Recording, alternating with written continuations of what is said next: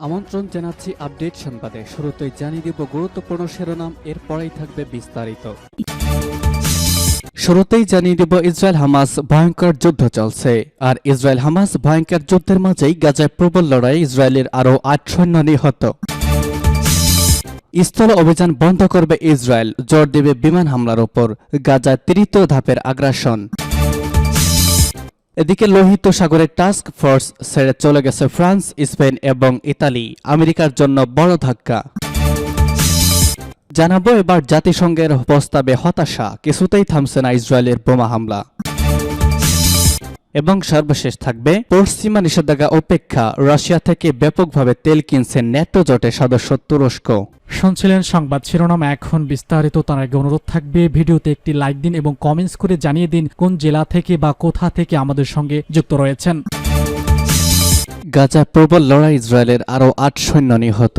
ফিলিস্তিনি অবরুদ্ধ গাজা ভূখণ্ডে প্রতিরোধ যোদ্ধাদের হামলায় ইসরায়েলি সামরিক বাহিনীর আরও ৮ সেনা নিহত হয়েছেন। উপত্যকার এই দক্ষিণাঞ্চল এবং মধ্যাঞ্চলের স্বাধীনতাকামী সশস্ত্র যোদ্ধাদের হামলায় প্রাণ হারিয়েছেন তারা। সর্বশেষ এই প্রাণহানির ঘটনায় গাজায় স্থল অভিযান শুরুর পর নিহত ইসরায়েলি সেনাদের সংখ্যা দাঁড়িয়েছে প্রায় ১৫০ ছাড়িয়েছে।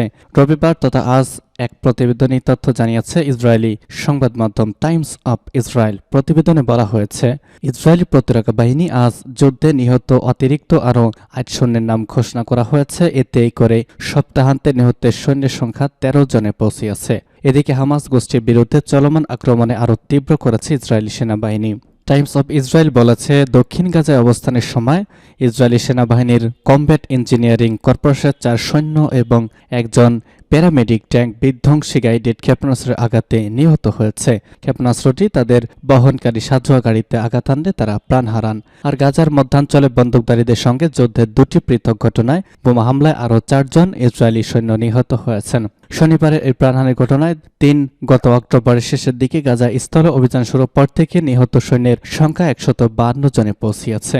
এদিকে ইসরায়েলি সামরিক বাহিনী গাজায় বোমা হামলা চালিয়ে যাচ্ছে এবং আরও বেসামরিক লোকদের তাদের বাড়িঘর এলাকা ছেড়ে পালিয়ে যাওয়ার নির্দেশ দিয়েছে। ইসরায়েল বলেছে, তারা বিমান হামলা চালিয়ে হামাস আত্রাস নামে এক ব্যক্তিকে হত্যা করেছে। তিনি হামাসের কাছে গাজায় অস্ত্র সরবরাহের অভিযুক্ত একজন ব্যক্তি। হামাসের পক্ষ থেকে অবশ্য এই বিষয়টি নিশ্চিত করা হয়নি। ইসরায়েলি সামরিক বাহিনী বলেছে যে গাজা উপত্যকার উত্তরের তাদের প্রায় সম্পূর্ণ অপারেশনাল নিয়ন্ত্রণ রয়েছে এবং দক্ষিণে অভিযান আরও জোরদার রয়েছে। গাজায় তৃতীয় ধাপের আগ্রাসন, স্থল অভিযান বন্ধ করবে ইসরায়েল, জোর দিবে বিমান হামলার উপর। ইহুদিবাদী ইসরায়েলের দখলদার সামরিক বাহিনী অবরুদ্ধ গাজা উপত্যকায় স্থল অভিযান বন্ধ করার পরিকল্পনা নিয়েছে বলে জানা গেছে। তারা নতুন করে তৃতীয় ধাপের আগ্রাসন শুরু করবে এবং এর আওতায় বিমান হামলা অব্যাহত রাখবে। গত ৭ অক্টোবর থেকে ইহুদিবাদী ইসরায়েল গাজার ওপর বর্বর আগ্রাসন, গণহত্যা এবং মানবতা বিরোধী অপরাধ চালিয়ে আসছে। অজ্ঞাত সূত্রে বরাত দিয়ে ইসরায়েলের সরকারি সম্প্রচার সংস্থা জানিয়েছে, আগামী কয়েক সপ্তাহের মধ্যে গাজায় তৃতীয় ধাপের যুদ্ধ শুরুর জন্য প্রস্তুতি নিচ্ছে ইসরায়েলি সেনারা। নতুন এই ধাপে গাজায় স্থলে অভিযান বন্ধ করা হবে, সেখানে সেনা সদস্য কমানো হবে এবং রিজার্ভ সেনাদেরকে ফিরে আনা হবে। এর পরিবর্তিতে বিমান হামলা চলবে এবং গাজা ও ইসরায়েল অধিকৃত ভূখণ্ডের মধ্যবর্তী স্থানে বাফার জোন প্রতিষ্ঠার চেষ্টা করবে। ইসরায়েলের সরকারি সম্প্রচার সংস্থার খবরে দাবি করা হয়েছে, ইসরায়েলি বাহিনী উত্তর গাজার বেশিরভাগ অঞ্চলের ওপর নিয়ন্ত্রণ নিয়েছে, তবে দক্ষিণ দিকে এগিয়ে যাবার ক্ষেত্রে ইসরায়েলি সেনারা কঠিন পরিস্থিতির মুখে পড়েছে। গাজা উপত্যকায় ইসরায়েলের কথিত দুর্ধর্ষ গোলানি ব্রিগেড নাস্তানাবুদ হওয়ার পর এই ব্রিগেডকে ইসরায়েল প্রত্যাহার করে নিয়েছে। এরপর গাজার স্থল অভিযান অবসানের পরিকল্পনার কথা জানা গেল। এদিকে ওয়াশিংটন পোস্ট জানিয়েছে যে ইসরায়েলি বাহিনী গাজায় মারাত্মক এবং বাস্তব ফাঁদের সম্মুখীন হয়েছে। ইসরায়েলি সেনাদের ফাঁদে ফেলার জন্য প্রতিরোধ যোদ্ধারা লাউড স্পিকার ব্যবহার করেছে, যা মানুষের কান্নাকাটি বা হিব্রু ভাষার কথা বলার শব্দ সম্প্রচার করেছে, সূত্র জানাচ্ছে পার্স টুডে। আমেরিকার জন্য বড় ধাক্কা, লোহিত সাগরের টাস্ক ফোর্স ছেড়ে চলে যাচ্ছে ফ্রান্স, স্পেন এবং ইতালি।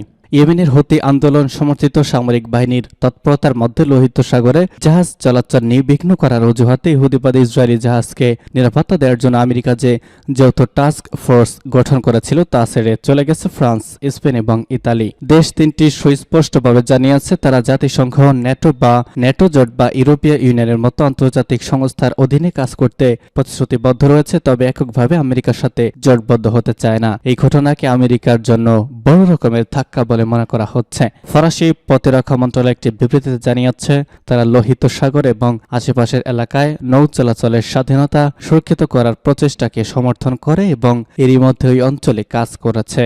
তবে এখন থেকে জাহাজগুলি ফরাসি কমান্ডারের অধীনে থাকবে, তবে আরও নৌসেনা মোতায়েন করবে কিনা প্রতিরক্ষা মন্ত্রণালয় তা জানায়নি। এদিকে ইতালির প্রতিরক্ষা মন্ত্রণালয় বলেছে, তারা ইতালির জাহাজ মালিকদের সুনির্দিষ্ট অনুরোধে সাড়া দিয়ে শুধুমাত্র জাতীয় স্বার্থ রক্ষার জন্য নৌবাহিনীর একটি ফ্রিগেট ভার্জিনিও ফ্রাসানকে লোহিত সাগরে পাঠাবে। ইতালি বলেছে, তারা লোহিত সাগরে সম্প্রতি যে তৎপরতা চালিয়েছে তা মার্কিন নেতৃত্বাধীন নৌজোটের অংশ ছিল না। অন্যদিকে স্পেনের প্রতিরক্ষা মন্ত্রণালয় একেবারে সুস্পষ্ট ঘোষণা দিয়েছে যে তারা শুধুমাত্র ন্যাটো নেতৃত্বাধীন অথবা ইউরোপীয় ইউনিয়নের সমন্বয়ে কোনো অভিযানে অংশ নেবে। তারা কোনোভাবে লোহিত সাগরে একতরফা কার্যক্রমে অংশ নেবে না। বৃহস্পতিবার মার্কিন প্রতিরক্ষা মন্ত্রণালয় পেন্টাগন জানিয়েছিল, 20টিরও বেশি দেশ মার্কিন নেতৃত্বাধীন টাস্ক ফোর্সে যোগ দিতে রাজি হয়েছে। প্রথম পর্যায়ে এই টাস্ক ফোর্স যে কার্যক্রম শুরু করেছিল তাতে আমেরিকার পাশাপাশি ফ্রান্স, ইতালি এবং স্পেন অংশ নিয়েছে। পরবর্তীতে ফ্রান্স, স্পেন এবং ইতালি চলে গিয়েছে, সূত্র জানাচ্ছে পার্স টুডে। জাতিসংঘের প্রস্তাবে হতাশা, কিছুতেই থামছে না ইসরায়েলের বোমা হামলা। হামাসের অস্তিত্ব মুছে ফেলার নামে গাজার অসহায় মানুষের ওপর বেপরোয়া বোমাবর্ষণ চালিয়ে যাচ্ছে ইসরায়েল। অব্যাহতভাবে ঝরছে বেসামরিক লোকের প্রাণ। এমন অবস্থায়ও শুক্রবার গৃহীত জাতিসংঘের নিরাপত্তা পরিষদের প্রস্তাবে গাজায় যুদ্ধবিরতির আহ্বান না থাকায় হতাশা ব্যক্ত করেছে ফিলিস্তিনিরা। তাদের মতে নিরাপত্তা পরিষদের এই প্রস্তাব নির্মম বাস্তবতার পরিবর্তনে কোনো ভূমিকা রাখবে না। গাজা উপত্যকায় গতকালও তুমুল বোমাবর্ষণ করেছে ইসরায়েল। এদিন নুসাইরাত শরণার্থী ক্যাম্প ও খান ইউনিসে হামলার খবর মিলেছে।